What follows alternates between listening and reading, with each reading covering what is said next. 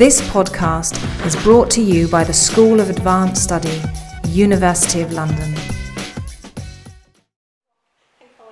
Welcome everyone to Voluntary Action History Society seminar this evening. We're very glad that Professor Christopher Dyer is here, having not made it to our first our introductory seminar in the office. He's now recovered from all illness. A couple of things first, in case anybody wants to be a member who isn't already a member, there are membership forms here to take away, and if you join now it will count towards the next financial year. We're almost there anyway, so it's special, well not exactly a special offer, but we actually ask everyone here to sign the register, which we're passing around.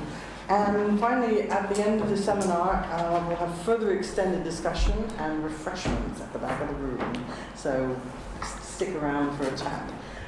And now over to Professor Dyer. Thanks very much.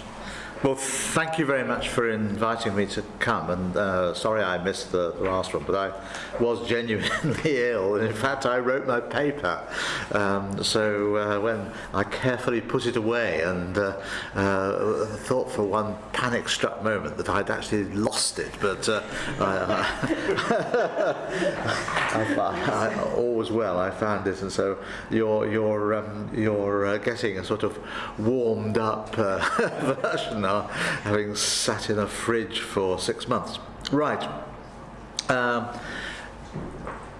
Historians of the Middle Ages don't use that word voluntary or voluntarism very much, but I think we know about the idea, because there's been a considerable reorientation of the way that we look at social and political policy, social and political interaction. That, if you like, there was a long tradition of seeing things as being set up by those in authority. Kings, nobles, important churchmen like bishops and abbots and so on were seen as the people who made decisions and passed their judgments down, and the majority of people were either loyal subjects obeying orders or grumbling victims, and they occasionally rebelled, but they were reacting to the orders from above. But now we put more emphasis on the idea that some of the initiatives are coming from below, and that'll be one of the themes I'll be talking about today. Ordinary people, or at least the better off section of ordinary people, were making changes and having an influence on the way policy worked. But also that we put much more emphasis now on the idea of community, which we try not to use in a sentimental and vague way, but by which we really mean that people interact horizontally, with their neighbours and with their fellow citizens and with their fellow villagers, rather than receiving orders from above. So there's the idea of a sort of horizontality of relationships as well as vertical relationships, and this idea of community has been a very powerful one. And we think of popular consciousness, popular ideas, alternative ideas. Give you a couple of examples of recent developments from, there's a book, for example, called Lust for Liberty, which is really about rebellious movements, but the point being is that idea of liberty is one which has a very wide appeal, obviously, and which ordinary people can use in agitating against those in authority, who themselves, of course, say they're in favour of liberty as well. We all have liberties, don't we? Except for the rich, liberty was a privilege. It was peculiar to aristocrats, whereas the people from below are claiming a more universal liberty. And the other phrase, which actually, of course, is being used more and more journalistically and in modern political discourse as well, is the common good. And someone's written a book, for example, about the medieval term for common good is commonwealth, but it's this idea that people below what we think of as normally the politically important class, below the gentry, are forming ideas of their own and are thinking in terms of what is good for everybody, including themselves, as well as what is good for their rulers. So one last point to make about this change of the way in which we see the world and society and politics in the Middle Ages is that there's much more emphasis on negotiation. That people react with one another, and though the subjects will conduct a dialogue with those in authority over them and will have an influence on policy. I mean, the example of negotiation, which is, I suppose, best known and which has been accepted by political historians for years, and which you'll be hearing a lot more about next year, is Magna Carta. Because Magna Carta was the product of negotiation. Well, you expect that because the king was conducting changing political relations with his great nobles. So, quite naturally they would debate, the issues. But we now think of peasants in the villages having a dialogue with their lord and arriving at conclusions. If you like, there are lots of little Magna Cartas, which we didn't really think of in that way before as being the product of negotiation. There are things like custumals, which are lists of the rights and obligations of tenants, of villagers, peasants. We used to think these were handed down by the lord's officials, and now we realise that in fact what happened was that it was often decided to draw up these documents as agreements after a period of friction and negotiation. Right. So there's so much of these generalities about the way in which medieval historians see their period. Now I'll get down to the nitty-gritty of poor relief in the 14th, 15th and 16th century. In fact, I'll say a great deal about the 15th century, which I think is a very important period. Now, I'm sure you all know better than I do about that there is a huge historical industry about the modern poor law. And those who study the old poor law, which prevailed from the late 16th century until 1834, would say that the system was a creation of the Tudor state in response to the abolition of the structures and institutions of the Catholic Church. That in the late 1530s, monasteries, hospitals, all these medieval institutions were swept away, and the state felt the need to replace some of the institutions, social welfare measures, which had been the preserve up to then of the Church.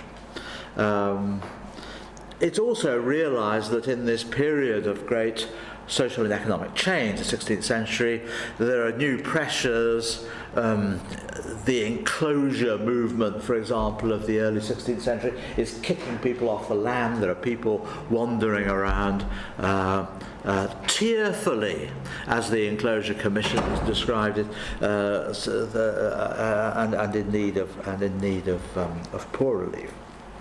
And there are also episodes of very bad harvest, particularly in the 1590s. In fact, the problem of poverty becomes a particularly acute one in the 1590s. There's a famous article about the value of real wages, which finds that real wages reached their lowest level in the year 1597. which the authors ironically point out was the year that Shakespeare was writing A Midsummer Night's Dream about the rude mechanicals, setting up an entertainment for their ruler, tugging their forelocks and not showing any great sign of discontent. And yet this was a period when the real, forgotten what they were, weaver and flute maker or whatever they were, the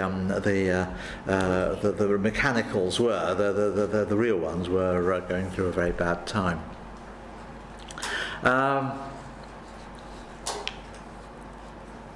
Now, the old poor law was, I'm representing what I think of as a conventional view. I'm setting up an Aunt Sally, as we say. I'm perhaps exaggerating it, and you'll criticise me afterwards for having made it sound too cut and dried. But the old poor law was a compulsory universal system backed by the state, in which each parish was expected to appoint officials, overseers, who would levy a rate, a compulsory levy on the parishioners, and that this money would be used to relieve the problems of poverty in that particular community.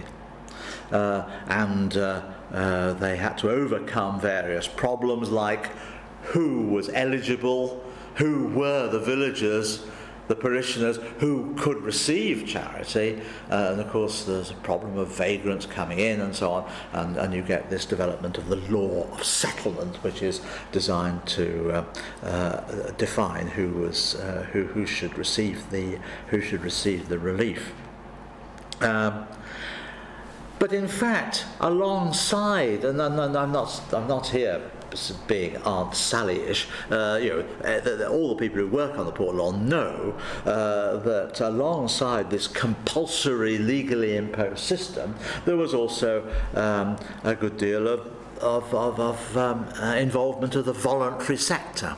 The legislation, the poor law legislation, reminded relatives that they had a job to look after their elderly parents. That they reminded people of their family responsibilities, and they also expected that in addition to the compulsory rate, there would be voluntary charitable contributions as well. Parishes would take collections, which are semi-voluntary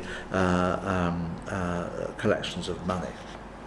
So you find these local charities coexisting with the official poor law system. The two go together. And there's a phrase. Again, I apologise for mentioning something so obvious. Just to remind you, there's a phrase that historians of the old poor law use, which is a mixed economy of welfare. There are a number of possible ways in which you can bring resources to bear on the needy poor. Right. Now, what happened before the poor laws? Now, again, I'll just sketch, if you like, the accepted wisdom before I suggest some alternatives. First of all, that before the Tudor state brought in a series of poor laws, I think probably you could start them in 1536. The 1536 poor law, I think I'm right in saying, was passed and then not enforced. So, but it shows how government was thinking. It was beginning to talk about the idea of a fund, the common box, which would be used to relieve poverty and so on in each parish.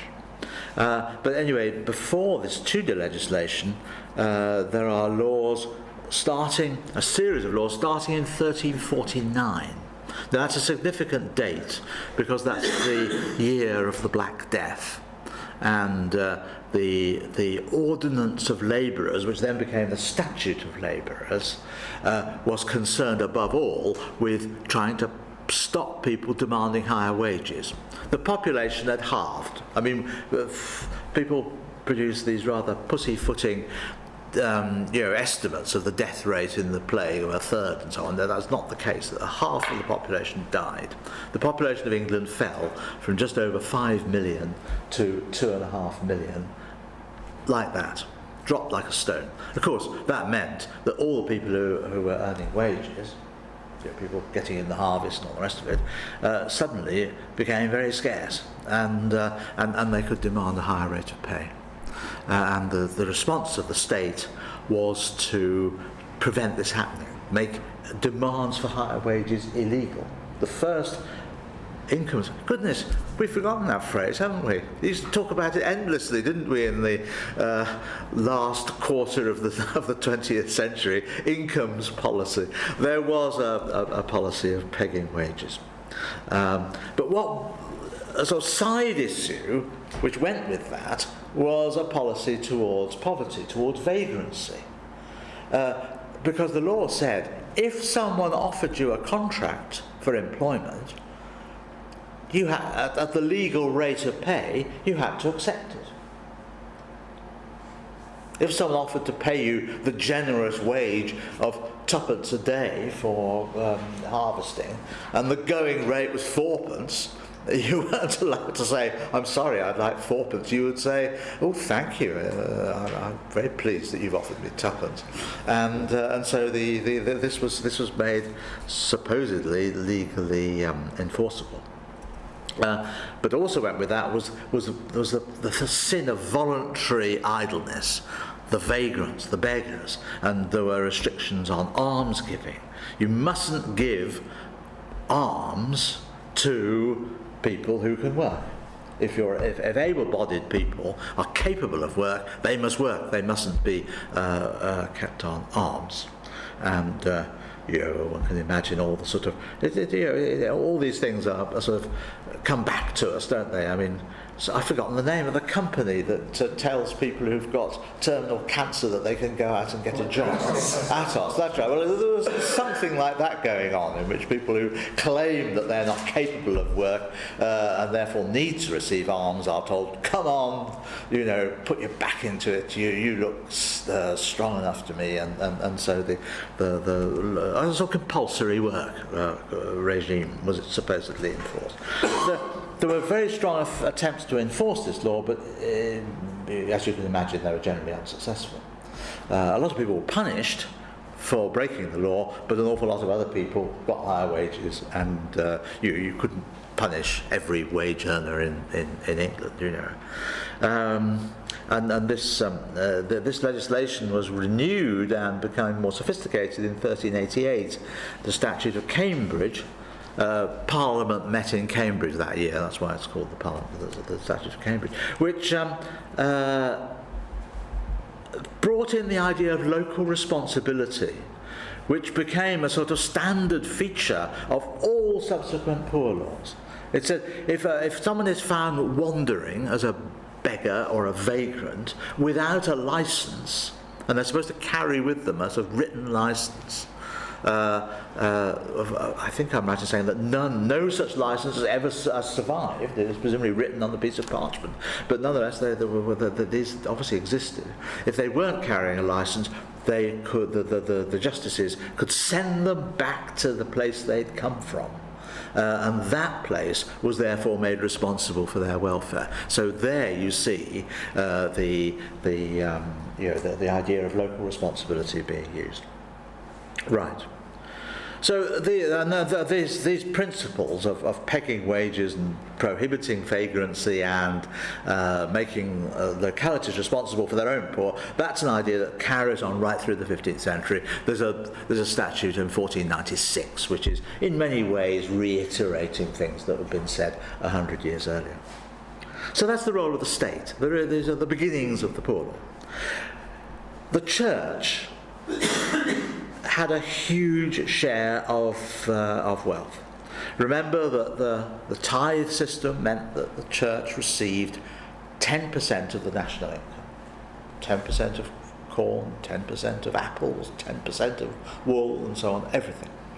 And they also had huge amounts of land, something like a quarter of the landed wealth of the kingdom.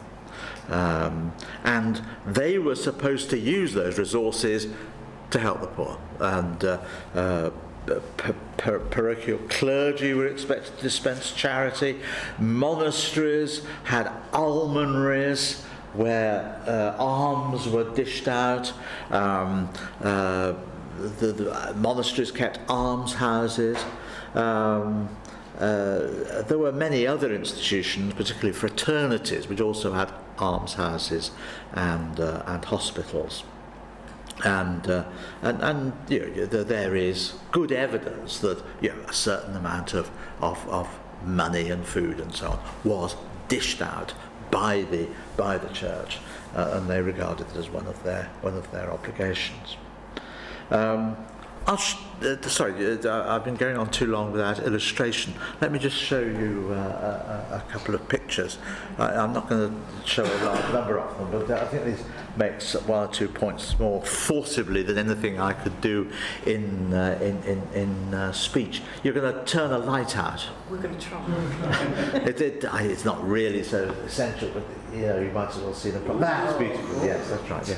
Well, that's a painting by Bruegel, which epitomises, if you like, the official attitude and also a widespread social attitude towards towards beggars, who were being demonised through these negative attitudes went back before the Black Death, but particularly after the Black Death and through the 15th and 16th centuries. There's a very strong anti-vagrant, anti-beggar stream running through thinking, official and popular thinking about poverty. They are fakes, these people. They're not as disabled as they look.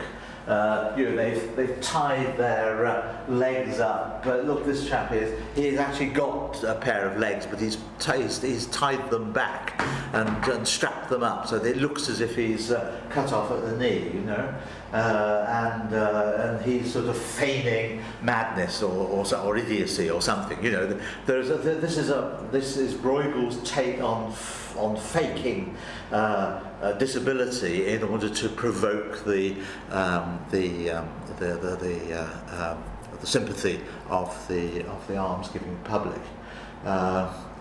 And people in as early as the 13th century, people in Paris, beggars, were accused of deliberately maiming themselves or even maiming their children in order to make them objects of charity. You cut their arms off or something, and then people would give money.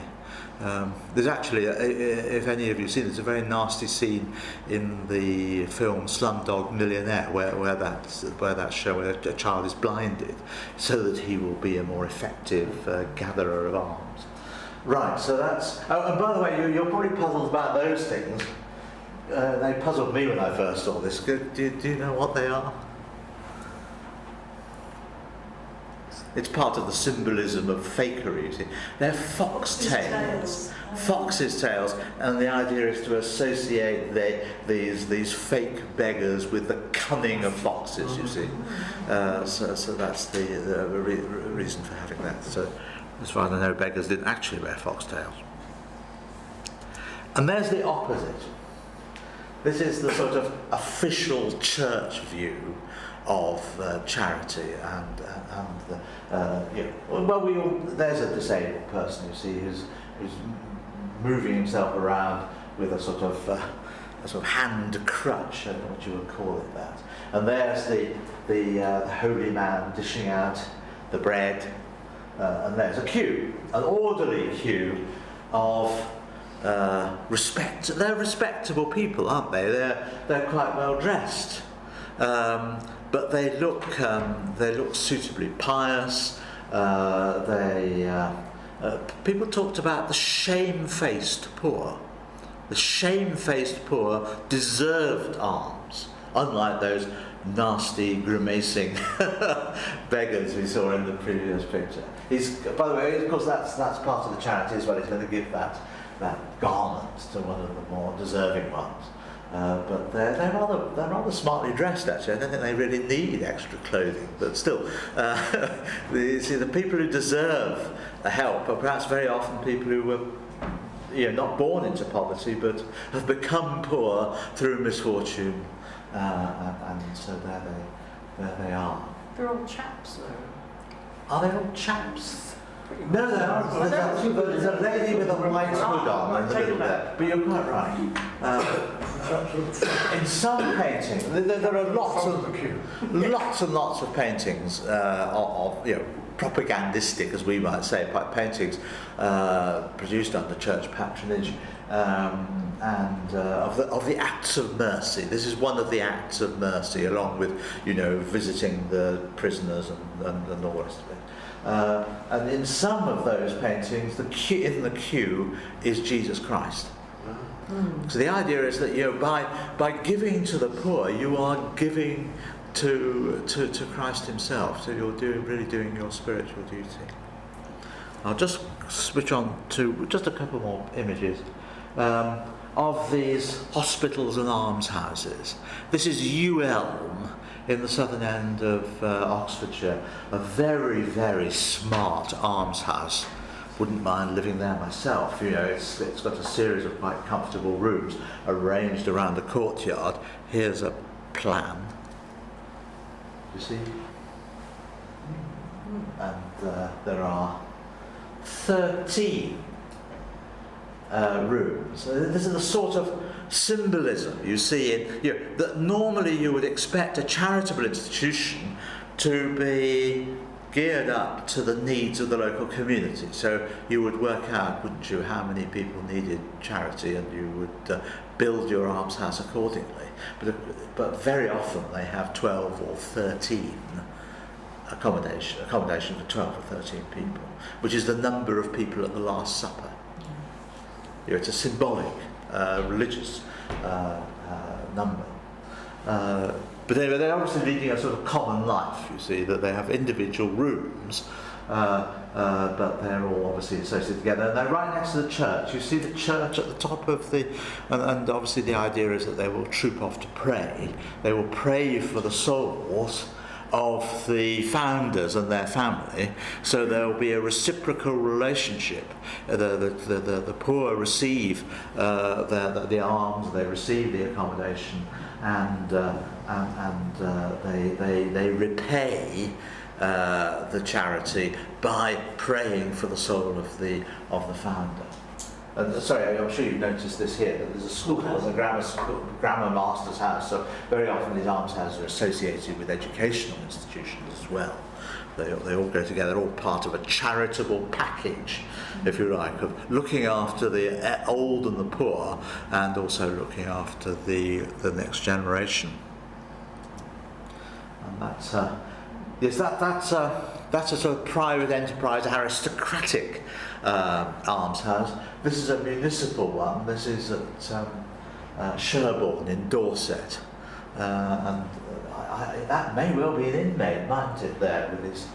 This is a late 19th century photograph, and you can see it's not in the form of a quadrangle. It's just a block of rooms and so on, built in the 1430s.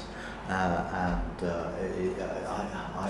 there's the chapel, you see. That's the window of the chapel at that end. So the people who are in these rooms here can easily, within the building, find their way into the chapel to pray as part of the religious devotions of a fraternity of the leading townspeople who are paying for that. I think that's all I want to show you. Yes, that's the diet in the almshouse, which I suppose I'll just pause for a moment. It's quite amusing to see the paupers' Christmas food here, and the biggest item is oatmeal. You have a sort of special extra bowl of porridge at Christmas, to mark the season.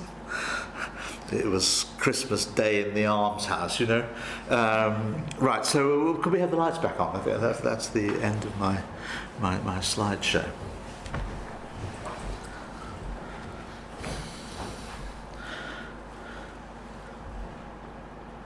Wrong way. Right, good.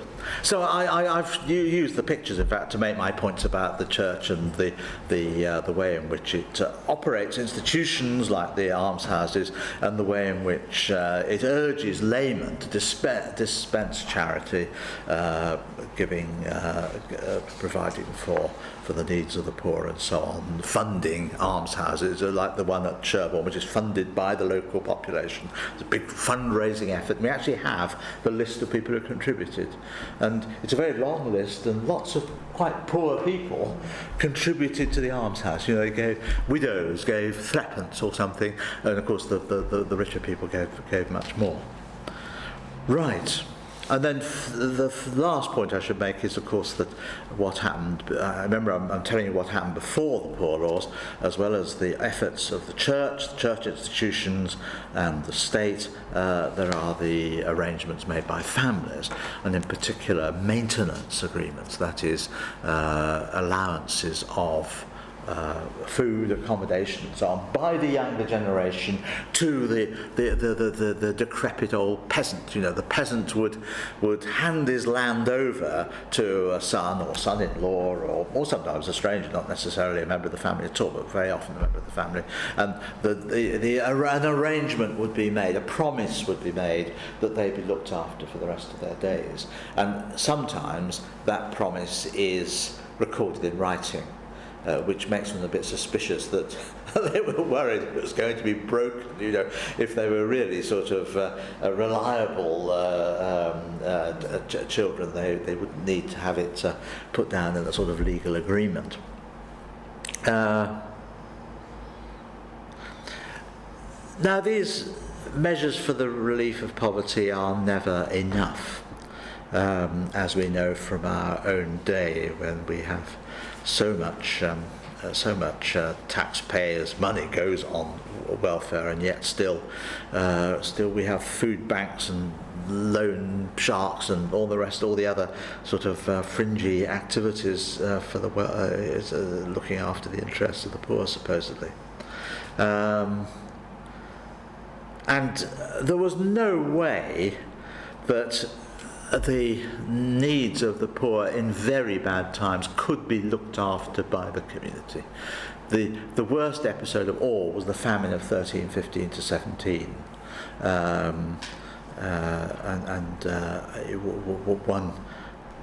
It's a crude estimate, but something like 500 million people died in the famine of 1315 to 17 out of the 5 or 6 million people who lived in England. It was a very, very serious famine, and the harvest failed 2 or 3 years in a row, and there was just so much suffering, so much deprivation.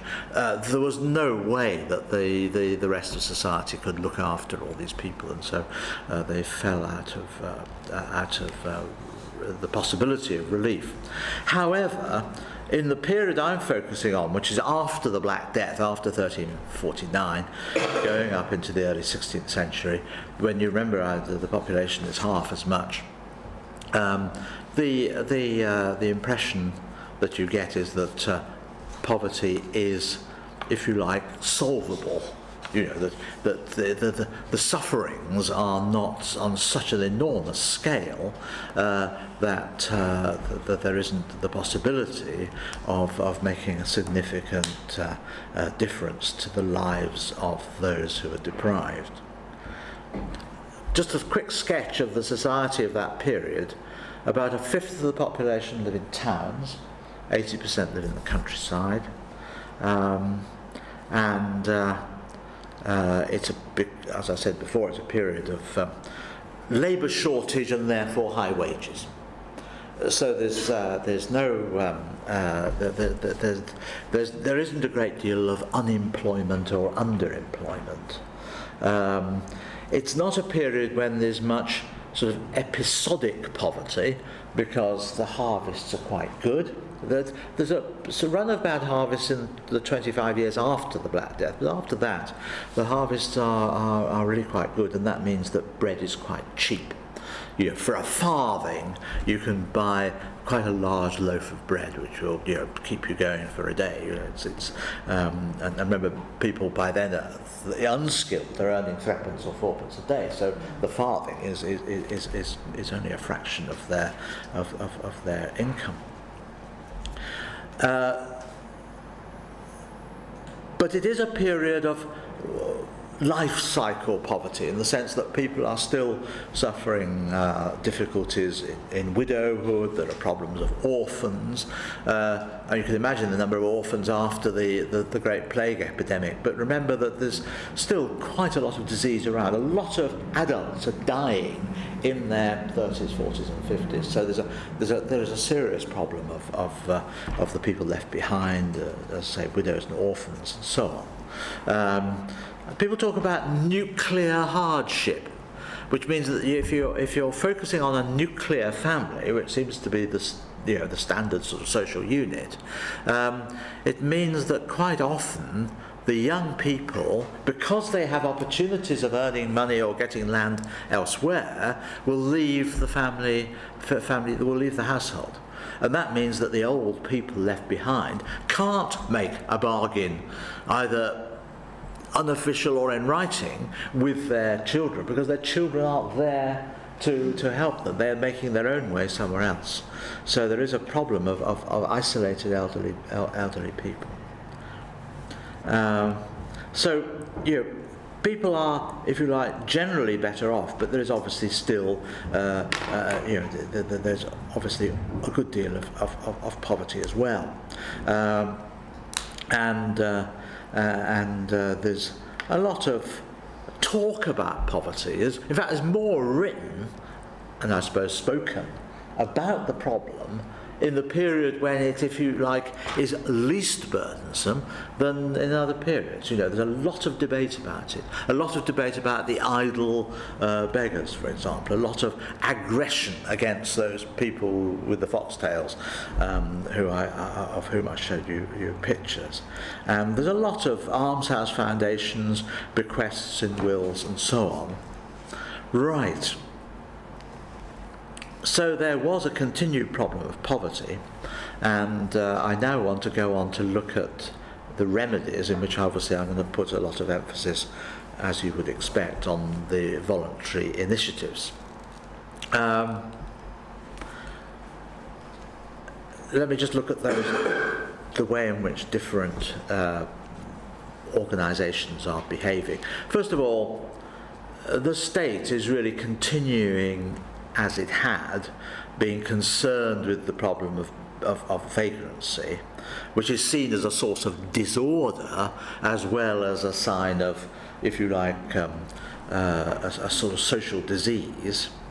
But you can see a little bit of constructive thinking on the part of the state. For example, Henry VII tries to set up a more effective and larger hospital system than the one that had existed before. I've shown you the example of the ULM type of hospital with 12 people. Well, Henry VII founded a huge hospital of the Savoy and hoped to found a number of others, though that in fact didn't work.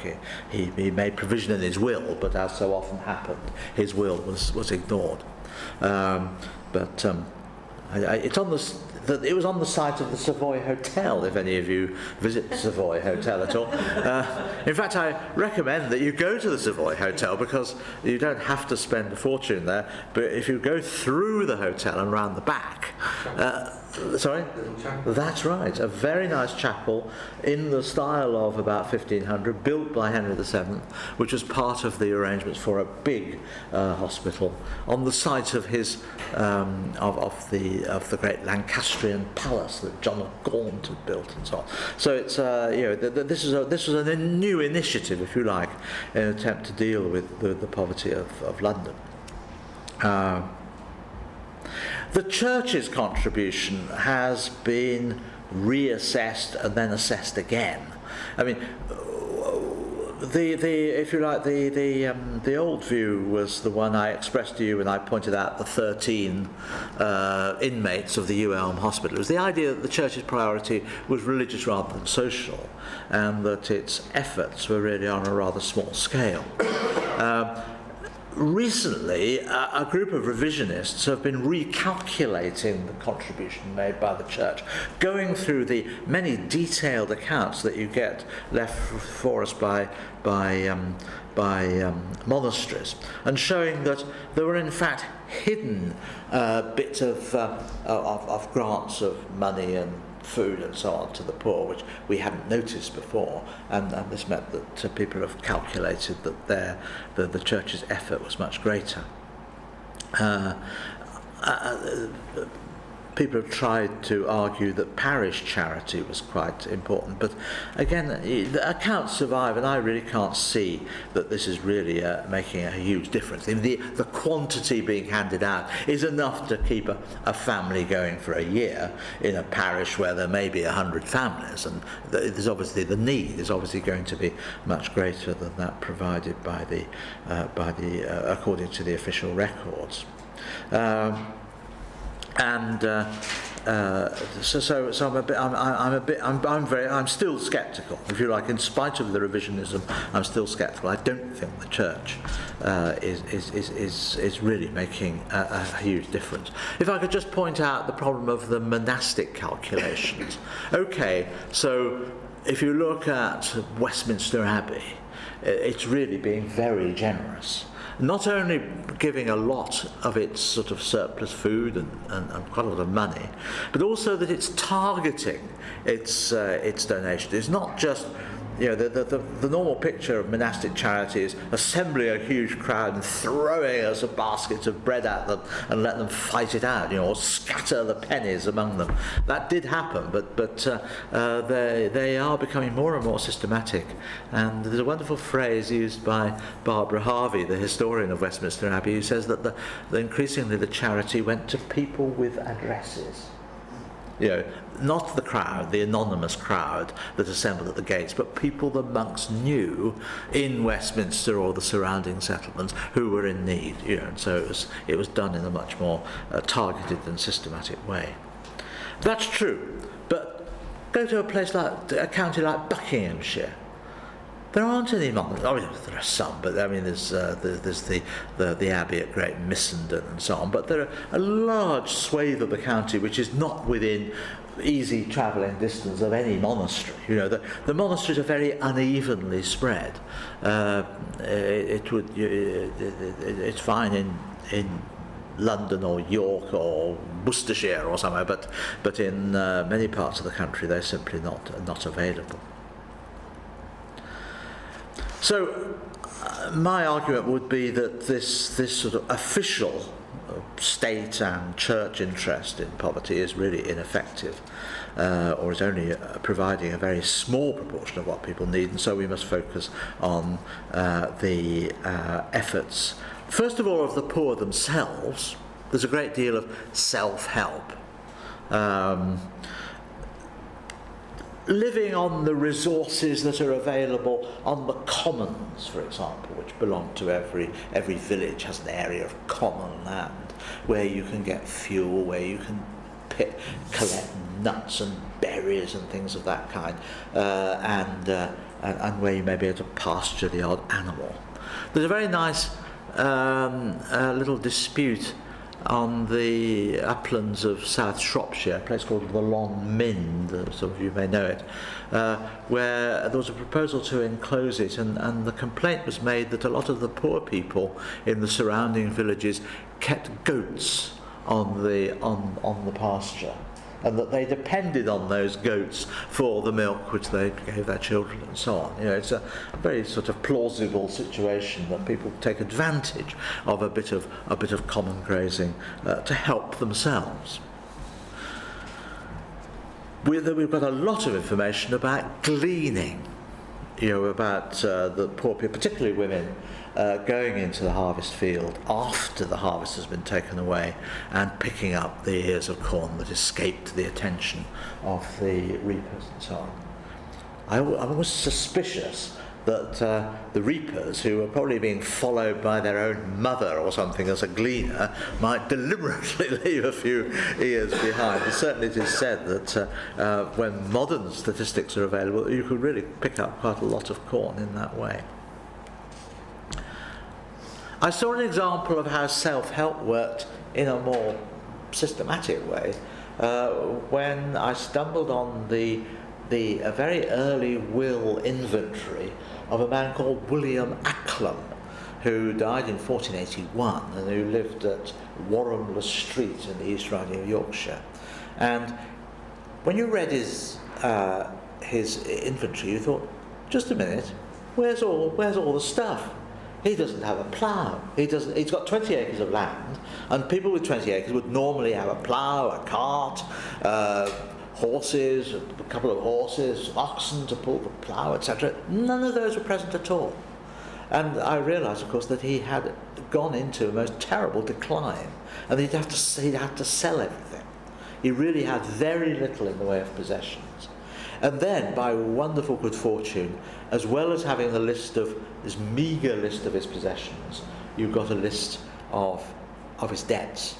And you found that he'd borrowed money from a whole range of people, relatives, the local vicar, people with whom he had no obvious relationships, who were obviously lending money to him out of, it's a sort of charity. You know, they towards the end, he was either disabled, or he was very ill, or he was, in mental decline. Something had gone very badly wrong, and he just wasn't managing.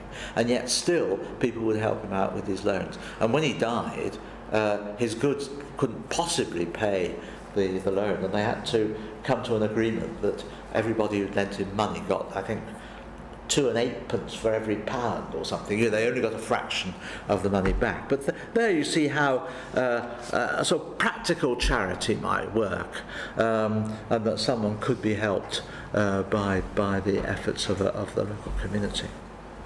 And that's what I want to emphasise now in my last bit, which is the role of the family. Certainly is of great help, and as I said, Acklam was helped by I think a brother. But when you see where the bulk of the resources are being collected and dispensed, it is at the level of the village community. Not, I should emphasise the parish, that the parish is involved. There is, if you like, a secular organisation called the village, which is responsible, for example, for paying taxes. And it is that community which is making a very considerable contribution. It's, if you like, there's a great deal of self-government. They run the fields, they run the tax system, they mend the roads. All of these activities are going on with very little detailed documentation. It's all being done by word of mouth. And one of the things they're doing is making efforts to look after the poor of their community. You can, if you like, you can see that there's a structure in existence, some sort of admin at work, which isn't necessarily named, it is just assumed. If you look at your handout, at document number 1, for example, there's it's a very typical brief will, just leaving a bit of money to the church, a bit of money to the rector, a bit to the priests who may be present at his funeral.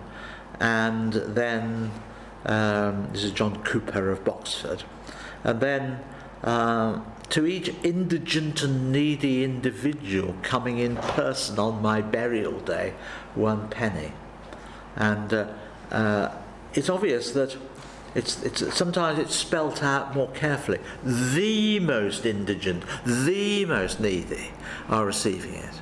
And there's obviously some element of selection going on. That the someone at this funeral is deciding who is worthy of receiving this rather basic sum of money, a penny. Still, a penny will keep a person in food for a day. So it's, you know, it's not a huge amount, but it's not a negligible amount.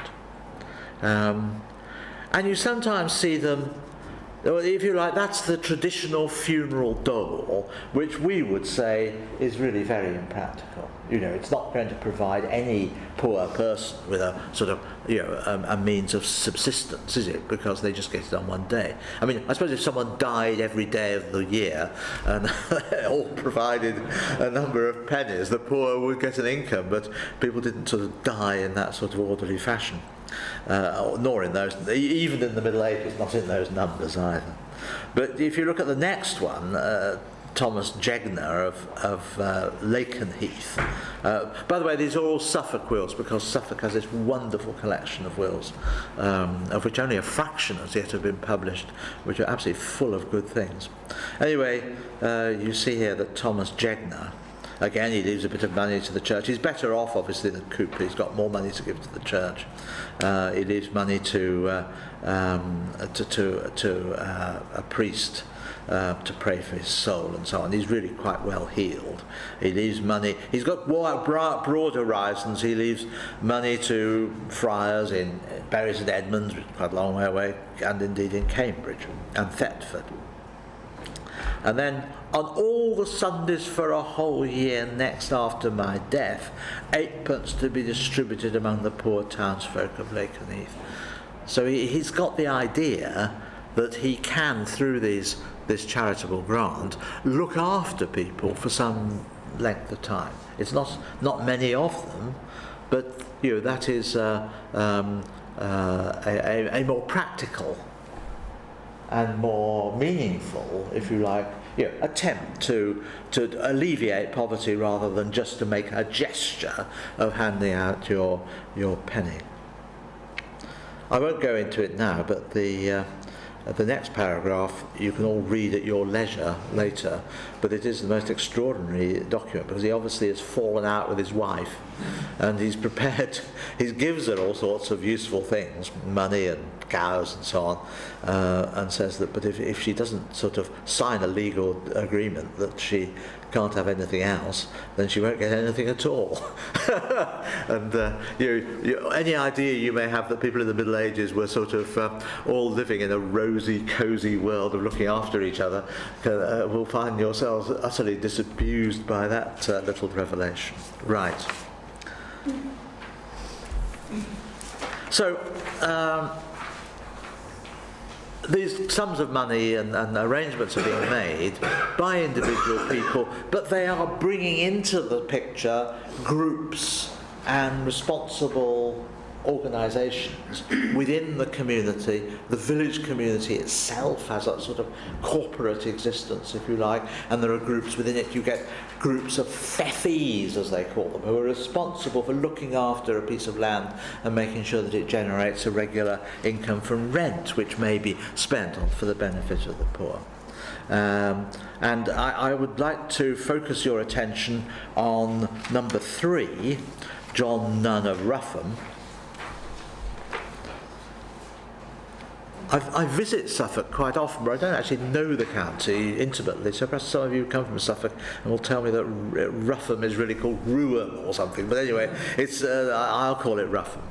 And if you look at the second paragraph after the various conventional things, you see that he is setting up a sort of trust, certain persons to be named or chosen by my executors to be enfiefed. So here are the feffies, and they get bits of land adding up to 3.5 acres, and the money that you get from that land, renting out that land, which would be at least sort of 6pence an acre, so that's sort of perhaps 2 shillings a year, should be given to the use of the town of Rougham. Town just means village. There's no distinction in English between town and village at this time. It's a village, a rural settlement. And to the acquittance of the poor and most needy of the town of the 15th or taxes of the Lord King imposed on them. Villages were given a quota of taxation, £2 or £3, typically. And it was their job to apportion that money among the villagers. And what they tended to do was obviously the richer people paid the largest share, but they tried to insist that almost every household gave a very small sum, penny, tuppence, threepence, as a contribution. The idea was, I suppose, to say, these are members of the community, it is their responsibility, if only in a very small scale way, to make a contribution to the common effort. What these will makers are doing is saying, cross that tail off. My 2 shillings will relieve perhaps 10 households of the responsibility of paying that small sum, that small share of the subsidy. So they're relieving them of that burden. So it's a curious, isn't it, thing where you unfairly, if you like, ask the poor to pay and then find ways of paying for them. But it does show, I think, a very close link between the communal effort to raise taxation and the communal effort to do something, at least, about the problems of poverty.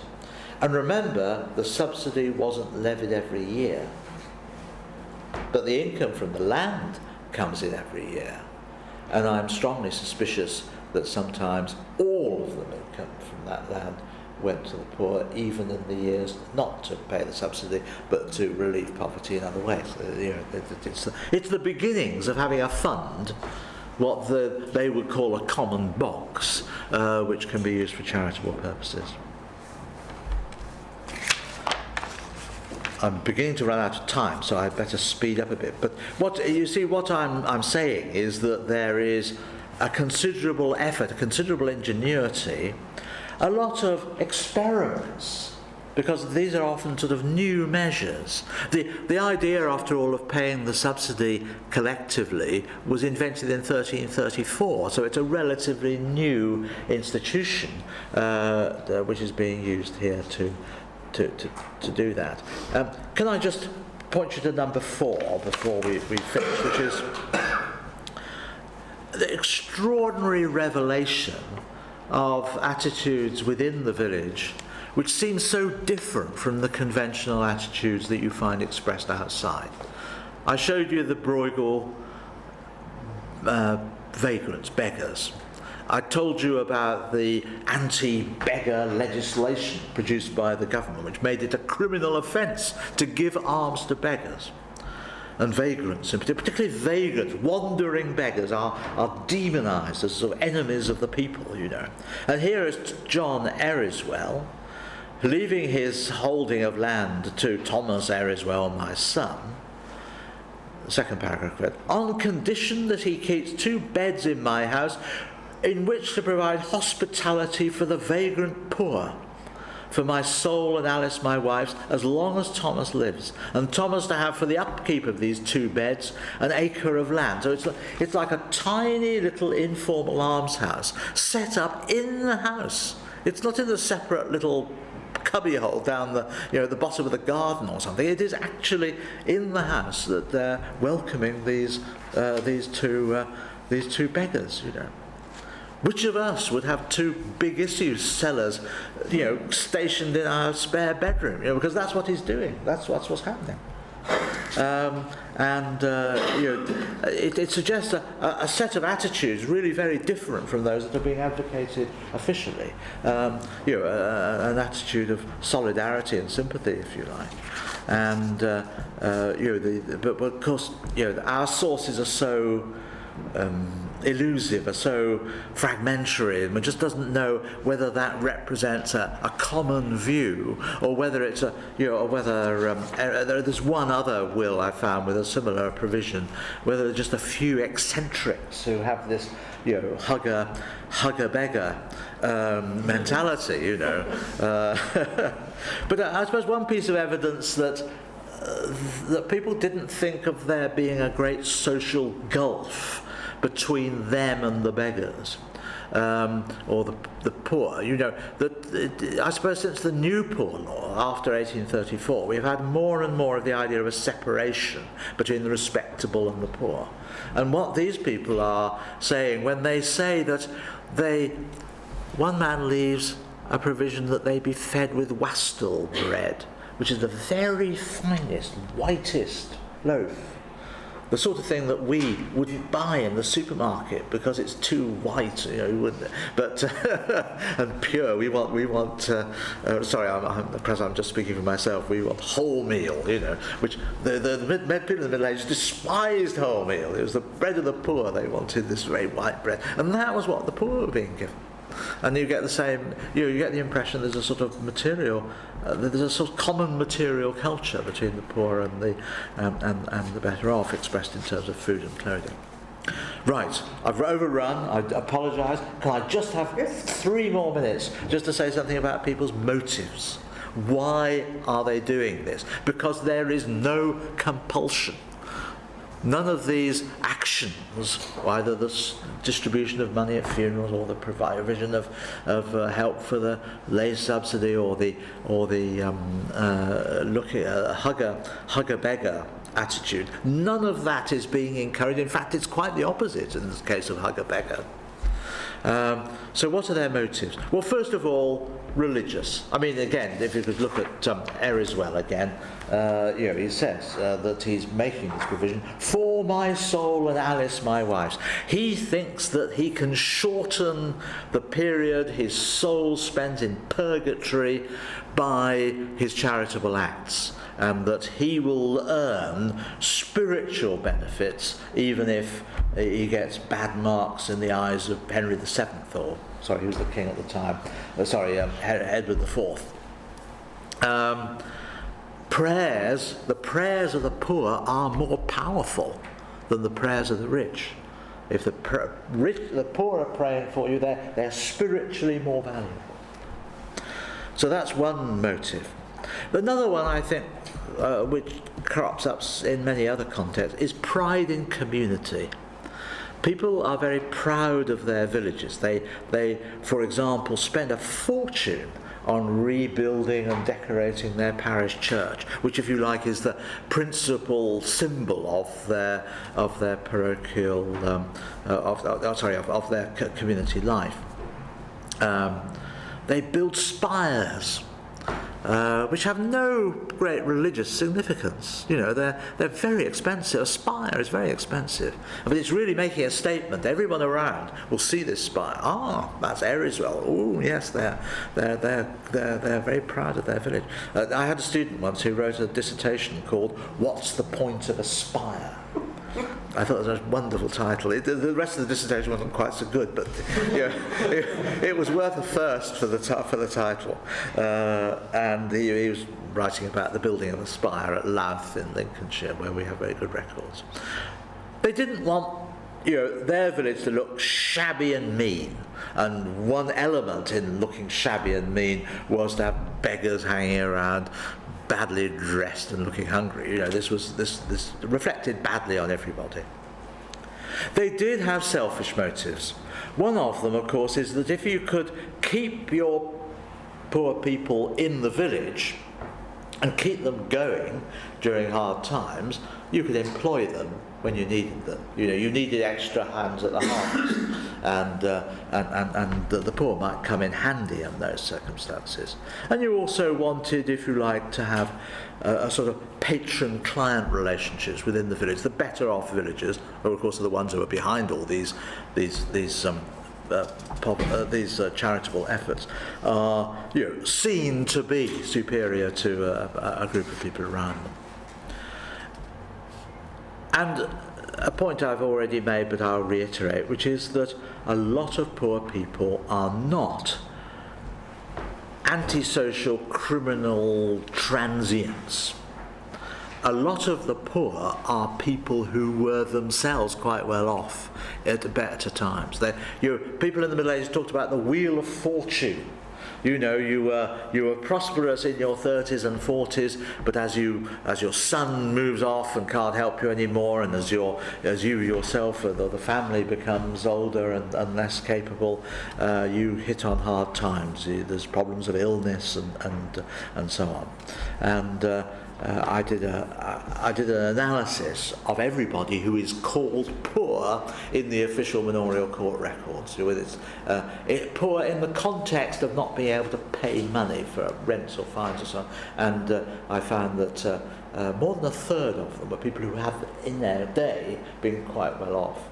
So I think there's a little bit of self-interest there in that people realise that they themselves may end up like that. So there is a strong interest among the better off in maintaining some system which will help people in bad times. And I suppose to finish off, what goes with that, I suppose, is a certain amount of community pressure. That people are being feel it necessary to fit in, and the opinion formers in the village, and I suspect someone like John Nunn comes into that category. The opinion formers are putting a little bit of pressure to bear on their more reluctant neighbours to fit in with a community effort, which will be helpful to raising charity. Sorry, I'll stop because I've gone on too long. Thank you very much. In a way, it's a world, I guess if you're a modern historian, it's a world that's both familiar and not familiar. It's very strange and yet familiar. But I just wondered, this I think the key thing is this no kind of mental separation between rich and poor. And when you think it was the 1834 Act that kind of makes is that the big dividing line between how you think about people? Well, it's not my period, but there is a tendency in modern mentality, if you like, to create more barriers, if you like, and to see a separation of culture and interest, and this business of demonising the poor, which does go on in the Middle Ages, but as some of these will show, it's not universally held. The equation of poverty and criminality, that is, you find that in London in the 15th century. The beggars are lined up with prostitutes and petty criminals and so on. But I'm sure that becomes much more. I mean, it's in Dickens, isn't it? It's a very much a 19th century attitude as well. Yes, thanks for that. That's really interesting. I've actually done a bit of work on vagrancy in a later period, so I did see some commonalities there. One thing that struck me about what John Ereswell said in his will was the two beds were to provide hospitality for the vagrant poor, not local poor, apparently migratory labourers. And what I found in a later period was that the migratory labourers, under the punitive poor laws, could then be debauched and become these hideous hang of vagrants that were sort of scourges of criminality across the countryside. And so what we talked about were a lot of the methods that people used to sort of alleviate poverty once it happened, but I found in a later period there was a very slow recognition of sort of like more strategic policies to alleviate poverty as sort of an end result of something else like unemployment insurance, for example. So when somebody here is offering rooms for the vagrant poor for migratory labourers or passing through, to what extent was it recognised that a sustainable solution to problems and risks faced by migratory labourers would help end these problems as an end result? But I mean, most people, shall we say, there is a strong body of opinion which has it that they're migratory labourers, as you very kindly call them, are actually migratory parasites, just wandering from one begging pitch to another, and that they're not deserving of any help of any kind, and you don't get much evidence of any sort of systematic. I mean, you could imagine the old workhouse, the pre-1834. No, post-1834 workhouse system allowed tramps, as they called them, that's the vagrants, to spend a night at a workhouse, didn't it? And then you went on to the next one. So you could, and some of them were genuinely looking for work. Yes, there's no evidence of a chain of these things. There's a nice story. Well, it's not a nice story; it's a nasty story. But it's nice for the historian because it gives you an insight into what might have happened. This is in Great Long Buckby, that's right, in Northamptonshire, where a male and female vagrant bang on the door of someone and ask for to stay the night. And he gives them a place in the barn.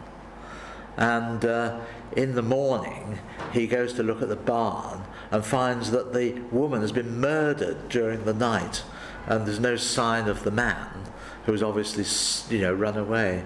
And so he has to report it to the coroner, and the coroner's records say, that this man was never discovered. And he didn't even know their names, they really were, outside the normal boundaries of society, if you like, and they obviously behaved in a very antisocial way. Then I suppose if they were put up in this barn, I myself, if I had a barn, would be quite untrusting vagrants or migratory labourers who come banging the door and asking for a place. So even though, of course, there's this sort of conflation of vagrancy and criminality, he was trusting enough to put them. Oh yes, yes. Is, of course, well, his Christian charity. You see, I mean, he was earning brownie points for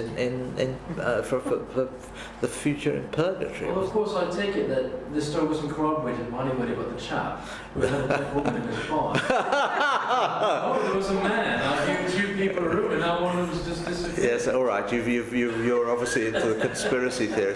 No, you're absolutely right to be distrustful of the evidence. Yes.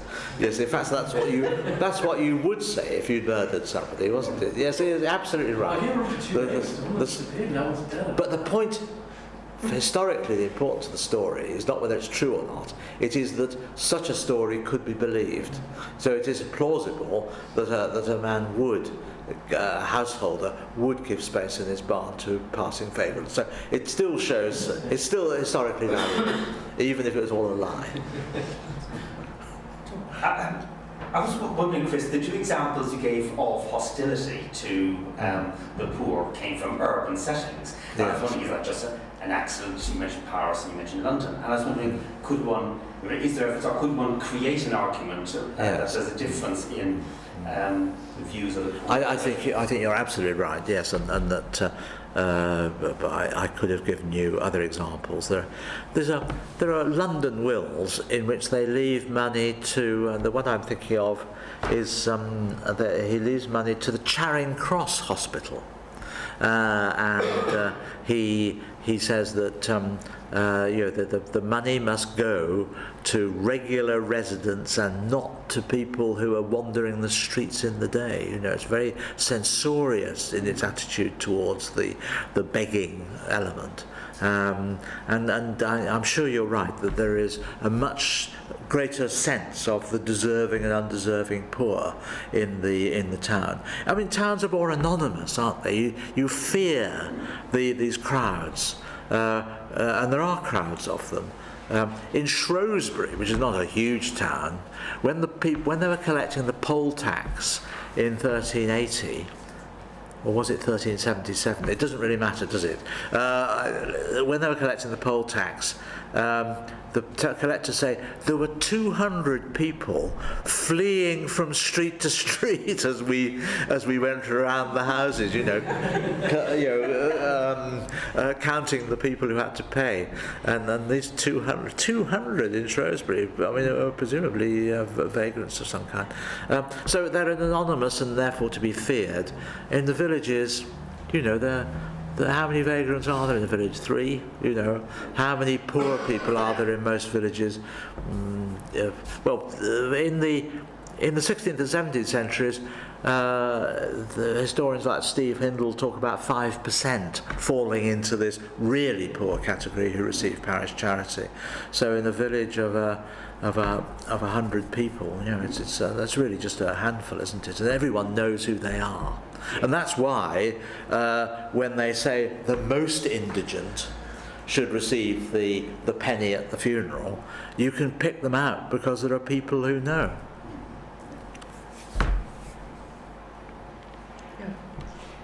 I used to teach a class of medieval history, and I used the old sort of nursery rhyme poem, "Hark, hark, the dogs do bark, the beggars are coming to town. Some in rags and some in tags, and one in a silver gown. Some gave them white bread, and some gave them brown bread, and some gave them a horsewhip and whipped them out of town." I wonder what, presumably someone knows from what period that dates, isn't it? It's what it's reflecting is a division of opinion, isn't it? It's not universally condemnatory of the beggars.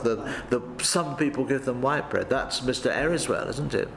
Yes. No, that's interesting. I mean, it's familiar when you say it, and I had never thought of it in this context. Yes. Thank you very much. What's fascinating is the way this sentence, number 4, brings together hospitality and vagrant poor. And I was going to, I missed something, is at what point does the kind of medieval obligation to give hospitality become distrust of the vagrant poor? So it's Ilana Ben Amos has written a book which has quite a lot about hospitality in English learning. It's very interesting that because the word hospitality and the concept of hospitality is one that I associate with the immediately post-medieval period. People write about it in the 16th century. Felicity Heal wrote a book about hospitality, didn't she? And there she was mainly talking about quite wealthy householders, gentry and so on, who, as you say, had an obligation to provide food and shelter to people knocking on their door, and also to their tenants and to relatives. And you get the impression of a house which receives quite a lot of people, and it is thought to be part of their duty of the rich to provide that hospitality, and they're criticised if they seem to be mean. This is not my period, so I thought it was much earlier. And that's the origins of places like St Bartholomew's as well, which is what, 12th, 13th century. Yeah. And the origin of hospital. Oh, I see. No, But I mean, isn't that deriving from the obligation to accommodate pilgrims and so on? Yes, but I think it's very specifically religious in the case of the St Bartholomew type. Right. It's pilgrims.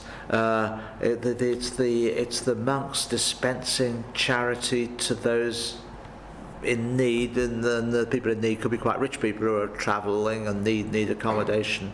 These monastic guest houses, because they all have them. The Geston Hall at Worcester, for example, is an example.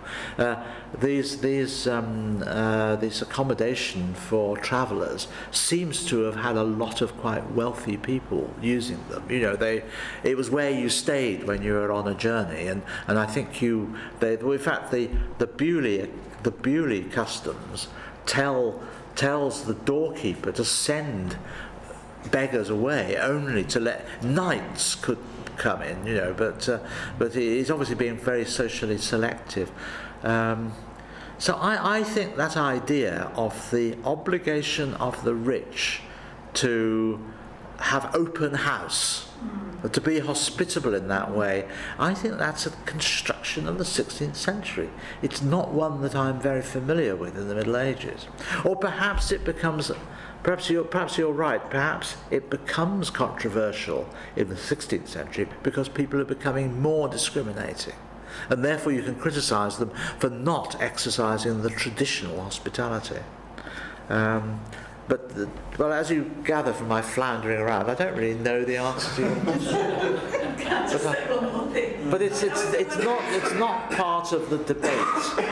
in the 14th and 15th centuries, hospitality is not part of the debate, but that you could say that's because everyone assumes it, and it's as natural as as eating apple pie, or you could say that the whole concept is a later one. Go on. Well, I was just wondering if it was to do with changing house architecture, that you have a castle where you just tell people to sleep on the floor with straw, which is a lot easier, and you've got lots of soldiers standing around. It's actually easier than if you've got a nice manor house. Oh yes, you're quite right. There's much more privacy in the 16th and 17th century house, isn't there? You've got lots of smallish rooms, and you notice half a dozen travellers sort of snoozing on the floor. Whereas in one of these big halls you're thinking of, that you can, or they could go into the barn or something. But there is more sort of public space. Yes, you're quite right about that, and that may be part of the story. I was wondering if the shift you suggested from welcoming vagrants to have a very negative view of them. Yes. And to what extent that's a product of the late 16th century, where the sturdy beggars which exercised the Elizabethans so much were often discharged sailors and soldiers. They tended to wander around in bands, in groups. That's a very different kind of they're threatening. To the occasional couple of vagrants or itinerant workers.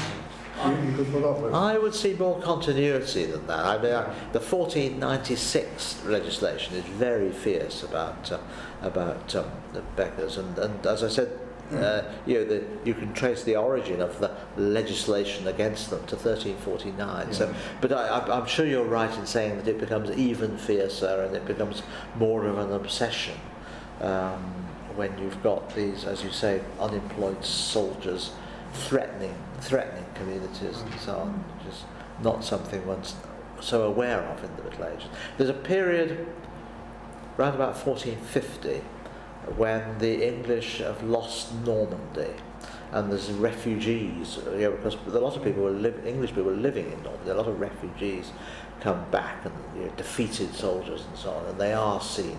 People write about them as people feel sorry for them because there are women and children, coming back who made their home in Normandy, have been kicked out.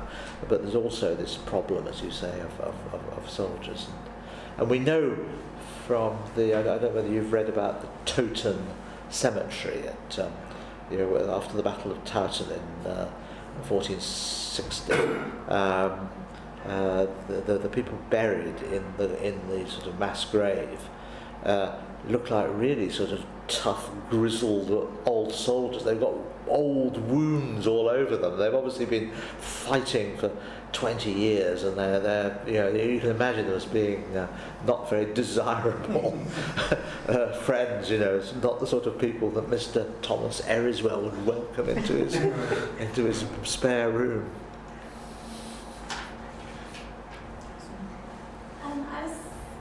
So religion informs so much of this, and I was just wondering how did people reconcile the idea of Christian charity with this idea of discrimination? This idea of the discrimination. Oh yes. So I don't think Jesus kind of. Did he kind of distinguish between the deserving and the idle? Yes, I mean they can. It's very easy, I think, to find in the Bible and in theology justification for discrimination. That if you want to reward those who really deserve reward, then that's a much better act of charity than rewarding the idle. I mean, you could see that person, that picture I showed you, sort of wallowing in spiritual benefits by handing his bread over to such deserving, such respectable people who are really, really ashamed of asking for alms, and they being the recipients would be spiritually more rewarding than the idle and the undeserving. So I don't think it's a problem. That you can find a religious justification. I think the other quotes to answer you is Jesus said, "The poor you have with you always, but me you won't have with you always." Yes. And the 18th century landlords took this up. Right? The poor, we can't solve poverty. Yes. So let's not bother. Yes, the poor that you have with you always is a bleak idea, isn't it? They're just there to receive your charity. They're not. You're not trying to alleviate poverty. You're not trying to, after all, the government now says it's going to abolish child poverty in 10 years' time. It's always 5 or 10 years ahead that this is going to happen. And as they define child poverty as being the bottom 5 or 10%, you're always going to have them, aren't you? The poor are going to be with us always. Yes, it's the poor you have with you always is not a. Well, it's the same kind of statistical analysis that says that all our schools are going to be above average. Yeah, that's right. Yeah. I just say from a biblical perspective that that's decontextualised, because the only reason Jesus said that was because Judas was ticking off Mary Magdalene for breaking down. Yes. Yeah. So I don't think it was meant that the poor don't matter, but just simply don't. And also Judas was really just. It's an unpleasant character anyway, and probably being disingenuous. So I don't think we can take this entirely kind of evidence of a Christian attitude. Anyway, could I just, sorry, is it my turn now? I thought these bills were amazing. So number one, the one about the burial day, is a modern, we're in the modern period. Yeah. There are always continuities here. Robert Rates, the so-called founder of Sunday school, stuff, gave out stuff on the day of his funeral. Yeah. And I have found quite a few. Archbishop Tennyson, charity school children were given things on his for coming to his funeral. So this is obviously a very long. This is a continuous strand, and I just wondered if you could say more about So that. I didn't realise it survived into the 19th century. Because I work on children in sort of 18th, 19th century. Oh yes. And I found these examples, which I spent years trying to knit together to make something meaningful. Yes. Is this sort of common in the Middle Ages to give people something? Very burial days. Very common. In the poor, do they give it to children? Is there any concept of giving things especially to children in that period? Yes, they very rarely are they mentioned though. It's usually just poor people, or men and women. But I can think of a very small number that mention children. But that doesn't mean it was perhaps like hospitality. It was perhaps assumed that it happened. You didn't need to spell it out. Yes, no, that's interesting. I didn't realise it survived until the 19th century. Of course, cynically, you could say that the purpose of providing this penny or this loaf of bread was to ensure a good turnout. I mean, now when we go to a funeral, we say, "Oh, that's a good number." You've got more than 100. That's he was obviously a good person, and but we don't bribe people to attend. But cynically, that's what was happening. I think we do, because afterwards you go to a wake and have coffee and tea and chocolate. Oh, you have better than that. The ones I go to, you get drink. Sing, sometimes it was wonderful singing. Yes, yeah. You see, you see in medieval funerals, you see a hierarchy of provision that the poor get the penny or the loaf of bread, and the family and friends get bread, ale, cheese. Even quite poor people give wine. Well, wine is a very aristocratic drink, and yet there's probably the only time in people's lives that they actually drank wine was at funeral feasts. And who was the wine for? Was that for friends and relatives, you know, the inner circle, if you like, of... But even of poorish people who died. Yeah. These are peasants, yes. Peasants would leave... You know, people with 20 or 30 acres of land would be buried at a funeral where there was obviously a big crowd of people attending, and where there would be a little funeral feast with luxuries like wine. Mm-hmm. Well, speaking of wine, hospitality of any age, can we first thank our speaker? It was absolutely brilliant.